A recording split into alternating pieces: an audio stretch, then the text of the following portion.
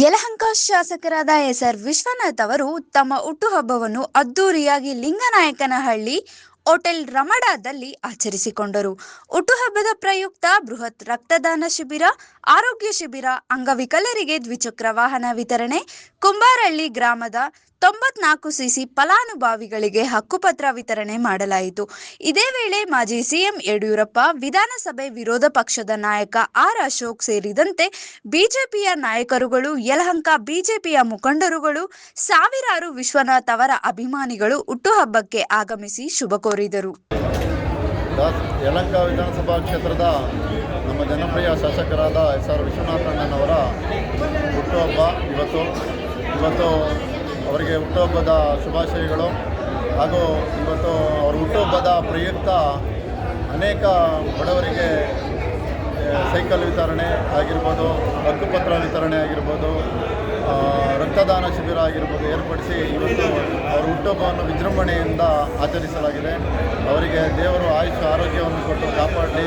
ಮುಂದಿನ ದಿನಗಳಲ್ಲಿ ಅವರು ಸಚಿವರಾಗಿ ರಾಜ್ಯದ ಸೇವೆಯನ್ನು ಮಾಡಬೇಕೆಂದು ನಮ್ಮೆಲ್ಲರ ಆಸೆ.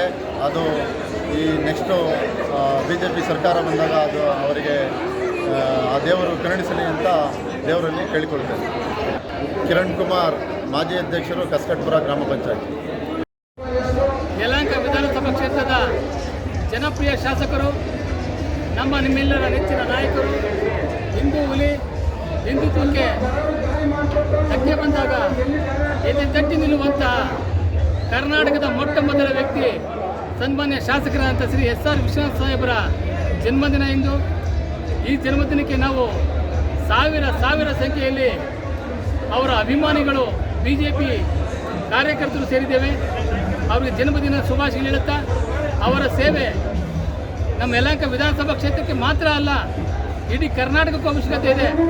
ಆದ್ದರಿಂದ ಭಗವಂತ ಅವರಿಗೆ ಆಯುರಾರೋಗ್ಯ, ಐಶ್ವರ್ಯ, ಹಾಗೆ ಈ 2028ರ ನಂತರ ರಚನೆಯಾಗಲಿರುವ ಕರ್ನಾಟಕ BJP ಸರ್ಕಾರದಲ್ಲಿ ಅತ್ಯುನ್ನತವಾದ ಪದವಿ ಸಿಕ್ಕಿ ಕರ್ನಾಟಕಕ್ಕೂ ಅವರು ಸೇವೆ ಸಲ್ಲಿಸುವಂಥ ಅವಕಾಶ ಸಿಗಲಿ ಅಂತೇಳಿ ಭಗವಂತನಲ್ಲಿ ಬೇಡಿಕೊಳ್ತೇವೆ.